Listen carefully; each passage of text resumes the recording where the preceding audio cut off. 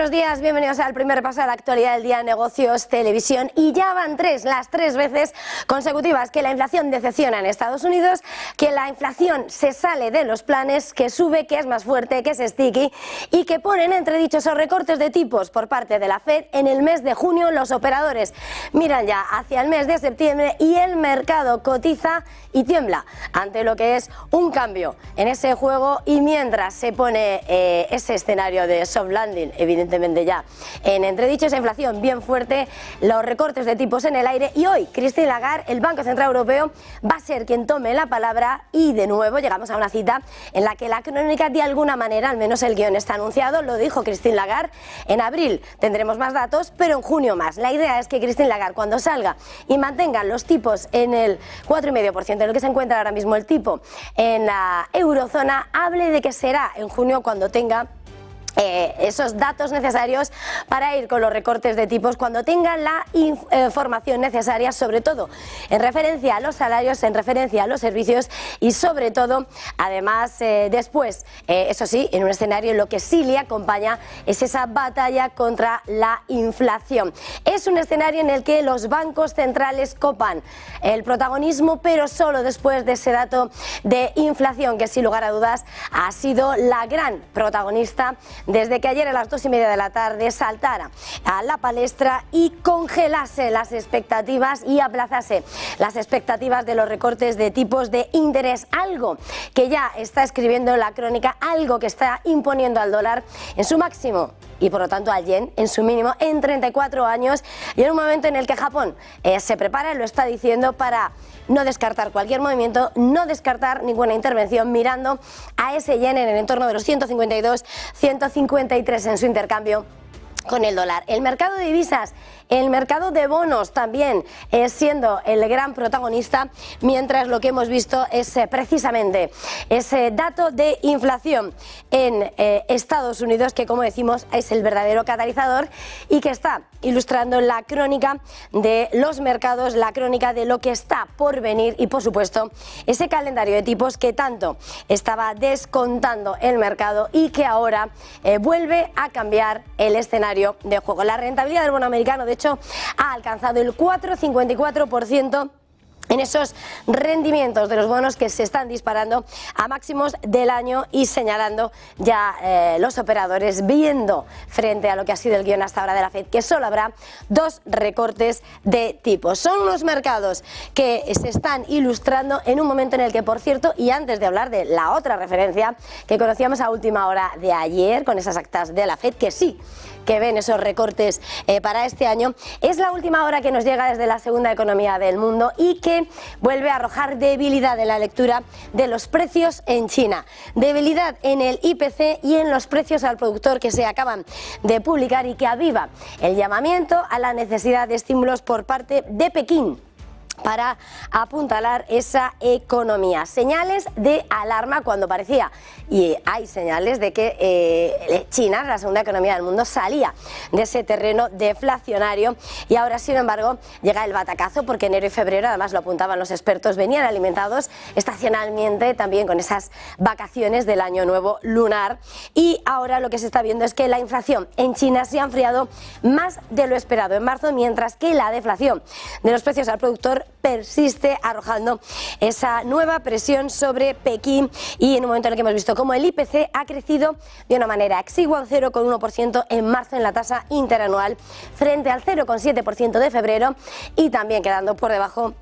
de lo que se esperaba, en un momento en el que además venían con esa confianza en el mercado por esas encuestas manufactureras que apuntaban a esa recuperación, que de hecho en el mercado ya se cotizaba en el mercado de metales. Y en ese contexto importante también esos precios al productor, los precios a puerta de fábrica, que han caído el 2,8% en marzo con respecto al año pasado, y ese IPP que ampliaba la caída al 2,7% con respecto al mes anterior, y en la intermensual cediendo, cayendo un 0,1%. Es el protagonismo, es la inflación, son los precios, es el escenario de tensión que se está alimentando en la crónica de la mañana ya desde ayer, y sobre todo cuando además los datos más actuales ponen de alguna manera en entredicho las actas de la Reserva Federal de la cita de marzo, en la que salía Jerome Powell diciendo que había espacio, que había tiempo, pero que había que ser prudente y que los últimos datos que también tenían que ser tomados con su debida medida, que tendrían que ponerse en un contexto para saber realmente cuál es el pulso de la economía, de esa resiliencia de la economía americana. Pues bien, las actas de la FED veían margen para recortes de tipos, mientras que ya esta mañana los operadores están viendo los recortes en el mes de septiembre, precisamente después de ese dato de inflación que de alguna manera dejaba ya un poco en agua pasada lo que era la comparecencia y la votación de esas última cita de marzo de la Reserva Federal. Entonces, Powell y el resto de gobernadores de la Reserva Federal señalaban que podría incluso haber 3 recortes este año a pesar de la persistencia de esa inflación alta a principios de año y en un momento en el que los tipos en Estados Unidos están entre el 5 y 25, 5,5% y en un momento en el que, ojo, porque además entre las grandes señales en las que apuntaban también que podría incorporarse al baremo del comportamiento de la economía, señalaba la aportación incluso de la tecnología, de la inteligencia artificial, señalando que las innovaciones tecnológicas podrían aumentar la productividad, permitiendo a la economía crecer sin aumentar la inflación. Todo esto ha llegado mientras, sin embargo, como hemos dicho, los treasuries, el mercado de bonos ha visto la tensión, las rentabilidades se han disparado y esa subasta de bonos a 10 años que protagonizaba el Tesoro americano en la jornada de ayer de 39 millones quedaba atrapada en la amplia liquidación que seguía esas cifras de inflación, dejando a los grandes bancos absorbiendo casi una cuarta parte de los bonos en la oferta, en una demanda que estuvo en su punto más débil en más de un año. Es la parte económica, es la parte de los mercados que cotizamos en un momento en el que, por supuesto, la geopolítica sigue marcando gran parte de la actualidad, donde estamos viendo además como en las últimas horas es importante esa cumbre que han marcado Joe Biden y Fumio Kishida, Estados Unidos y Japón, sellando el mayor refuerzo de su alianza militar en décadas, que incluye, de hecho, capacidades militares, un momento, una unión en la que Estados Unidos y Japón están subrayando la mayor cercanía, su mayor refuerzo, esa alianza militar, y que está marcando sin lugar a dudas ese epicentro informativo en un momento en el que además están uniendo fuerzas frente a lo que también puede suponer el desafío chino y en un momento en el que es esa alianza militar quien está escribiendo los últimos compases de un tablero internacional que va dibujando, redibujando las fuerzas del orden. Como decíamos, ahora Biden y Kishida planean modernizar sus estructuras de mando militar y de control militar, y Biden ha señalado que los aliados están tomando medidas significativas para garantizar que sus ejércitos puedan trabajar juntos de manera fluida y eficaz. Todo esto, por supuesto, en un momento en el que los mercados están apuntando a una sesión en la que el Banco Central Europeo va a tomar la palabra y en la que vemos cómo los futuros quieren cotizar con signo mixto después de lo que pesa ese dato de inflación más fuerte de lo esperado en Estados Unidos y que enfría las expectativas de recortes, y los operadores las ven ya en el mes de septiembre por parte de la FED.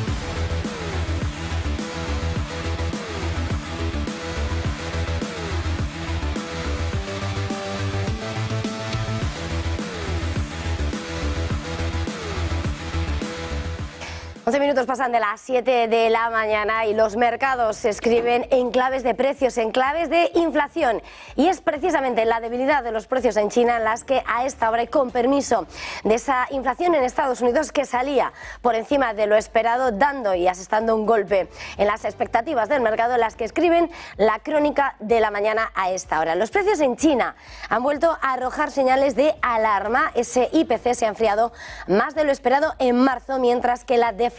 de los precios al productor, la de las fábricas, persiste y arroja un escenario de renovada presión sobre Pekín para que ponga en marcha nuevos estímulos económicos mientras la demanda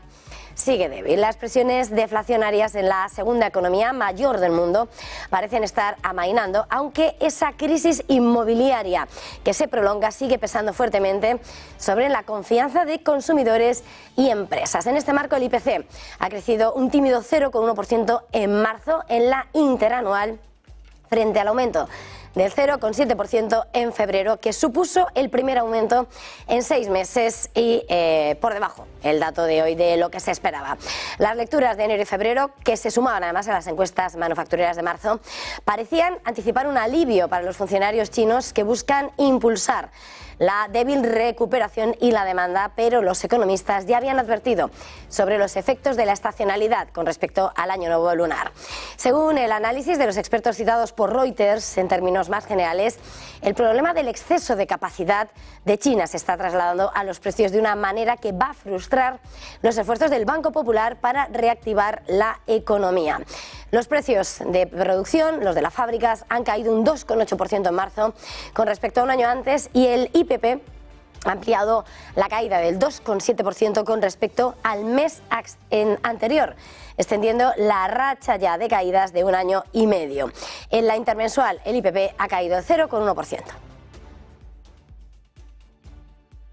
Pero con permiso de esos datos de IPC de la última hora, los ecos y los efectos de ese dato de la inflación en Estados Unidos por encima de lo esperado, y ya son 3 las que se salen del guión, y pese a que las actas de la FED constataban ayer que el proceso desinflacionario avanza, hoy estamos viendo cómo está cotizando en el mercado por todas sus partes, incluso en las apuestas del mercado. Pero el protagonismo a esta hora viene en clave de lo que es el mercado de divisas, con un dólar-yen que a esta hora se sitúa rozando los 153. Son máximos del dólar frente al yen en 34 años y son los mínimos de la moneda nipona frente al billete verde en ese mismo tiempo, y eso es lo que está desatando las declaraciones por parte de Tokio, el ministro de Finanzas nipón, Shunichi Suzuki, que acaba de decir que las autoridades no descartan ninguna medida para hacer frente a esas oscilaciones del tipo de cambio después de ese movimiento que ha llevado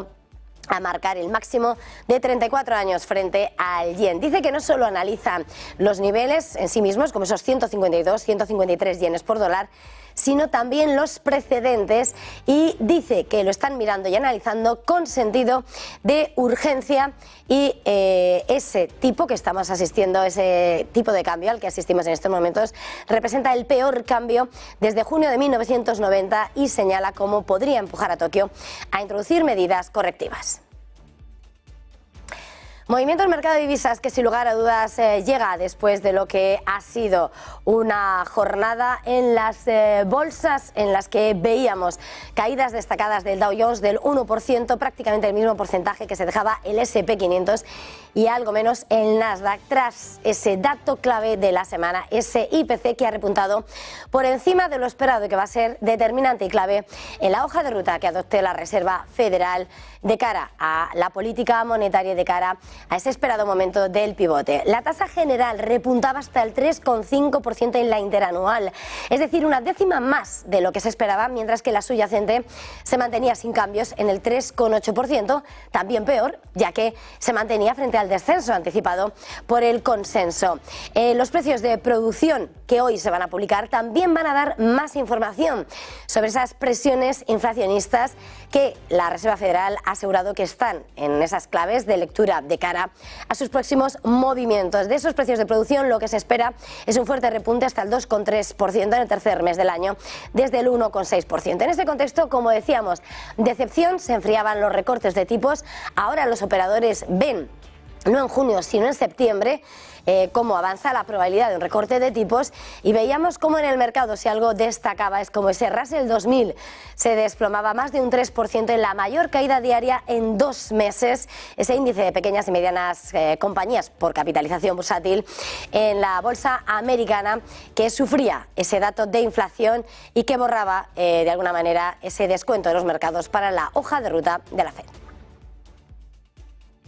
Pero sin lugar a dudas, el mercado de bonos cobraba todo el protagonismo cuando salía a la palestra ese dato de IPC y el T-Note, el Treasury a 10 años, el de referencia, subía 18 puntos básicos hasta el 4,54%, máximos del año, máximos en los que además veíamos como los rendimientos del bono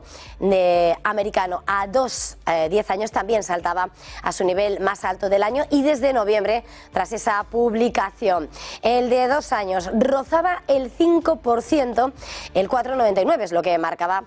algo que no veía desde el pasado 14 de noviembre, y en un contexto en el que el oro también retrocedía desde el cierre récord del martes y tras haber avanzado en 11 de las últimas 12 sesiones. Como decíamos, los inversores ahora señalan que la Fed va a recortar los tipos solo 2 veces este año a partir de septiembre, después de esa ronda inflacionaria que está moviendo y anticipándose en el mercado de bonos.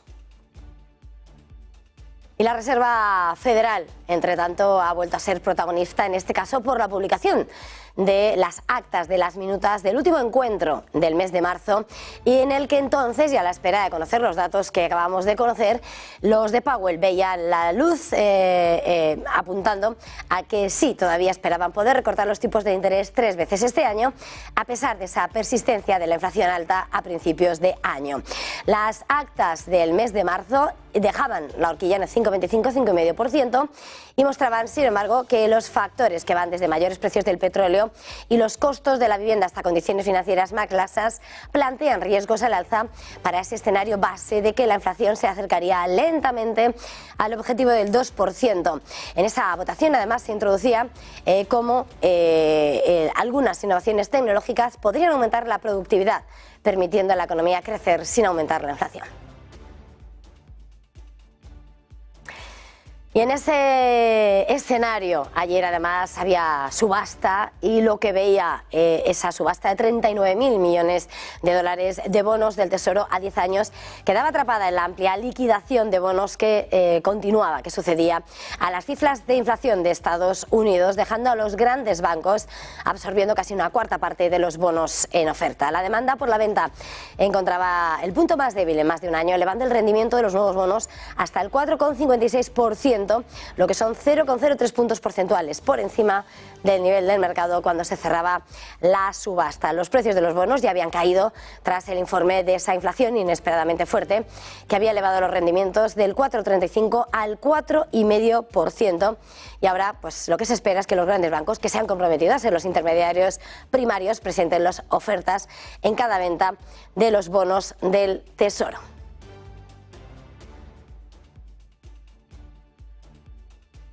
Y en cuanto a qué puede pasar, ayer al que escuchábamos hablar era al predecesor, a uno de los predecesores en el cargo de Janet Yellen. El exsecretario del Tesoro estadounidense hablaba sobre las perspectivas de la Fed tras el dato de IPC, y lo que decía Larry Summers es que los últimos datos de precios aumentan las posibilidades de que el próximo paso de la Fed sea subir tipos. Decía que el riesgo de que la próxima medida de los de Powell sea un aumento debe tomarse en serio, advirtiendo además sobre esos posibles recortes en junio, según los datos que se manejaban. Pero por supuesto, este jueves 11 de abril el protagonismo y la voz llega a territorio europeo. El Banco Central Europeo, reunión y voz, por tanto, para Christine Lagarde tras ese dato de inflación peor de lo esperado en Estados Unidos, y que, sin embargo, contrasta con lo que han sido los últimos datos de inflación en la eurozona, el 2,4% en la interanual, que en el caso europeo apuntalan ese guión que acerca un posible recorte de tipos en el mes de junio. junio y que situaría al Banco Central Europeo adelantándose en el pivote con respecto a la Reserva Federal, y es probable, por tanto, que ese punto de inflexión en la política monetaria se discuta en esa reunión del 11 de abril. Habrá que escuchar con detenimiento a Christine Lagarde, aunque parece extenderse el consenso de que será en junio, lo dijo ella, y también le han seguido otras grandes voces autorizadas del BCE, que será en junio cuando parece que haya un consenso, el momento para medir esa magnitud de los recortes, el debate y sobre todo los datos suficientes para decidir qué hacer con la política monetaria en la eurozona. Y en ese contexto, por cierto, en un momento en el que no deja de contrastarse y comparar lo que está pasando a un lado y al otro del Atlántico, ayer quien cobraba la voz por parte de la política comunitaria era el eurocomisario de Asuntos Económicos, Paolo Gentiloni, advirtiendo y subrayando de alguna manera con cierto triunfalismo es que Europa ha evitado la recesión y que la inflación cae progresivamente. Vamos a escuchar a Gentiloni. I think the US weathered the economic consequences of this second black swan better than maybe many had predicted. At the end, we can say we have managed to largely decouple from Russian gas. We avoided a recession at EU level. Inflation is progressively falling back towards the ECB target, and employment is at its highest level in more than a decade. Still, we know that these shocks have taken their toll. Growth is not everything, as the Slovenian president reminded us, but it is. Y junto con los grandes asuntos que escriben la crónica de la mañana de los mercados, importante también los grandes asuntos que escriben lo que es la actualidad informativa en el tablero internacional y en la geopolítica, sobre todo después de que Estados Unidos y Japón acaben de formalizar lo que supone el refuerzo más significativo de su alianza militar desde hace décadas. Joe Biden y Fumio Kishida planean modernizar la estructura de mando y control militar. En una comparecencia conjunta tras la cumbre que han celebrado, Biden ha señalado que los aliados están tomando medidas significativas para garantizar que sus ejércitos puedan trabajar juntos de manera fluida y eficaz. El jefe de la Casa Blanca ha añadido que los dos países han transformado su relación en una asociación verdaderamente global durante los últimos 3 años y que la alianza ahora sirve como un faro para todo el mundo. Kishida se encuentra de visita en Washington en esa cumbre histórica diseñada para reforzar la sólida alianza entre Washington y Tokio, a medida que las naciones se preocupan cada vez más por lo que consideran y advierten como amenazas de China. En la declaración conjunta publicada justo después de la conferencia de prensa, los líderes han señalado que Biden ha confirmado que el Tratado de Defensa Mutua entre Estados Unidos y Japón incluye capacidades nucleares y se aplica a las Senkaku, las islas en el mar de China Oriental, que son administradas por Japón, pero reclama China. Y en medio de esas tensiones internacionales, mirando también a esa guerra en Ucrania frente a Rusia, las fuerzas rusas han lanzado varios ataques mortales en las últimas horas contra objetivos del sur y el norte de Ucrania, en las regiones de Kharkov y Odessa, cobrándose la vida de al menos 7 personas e hiriendo a muchas más. En Odessa, en el sur, un ataque con misiles a primera hora de la tarde ha matado a 4 personas, entre ellas un niño. Y en un mensaje en Telegram, el gobernador regional ha señalado 4 de los heridos están en estado grave y los médicos trabajan por salvar sus vidas.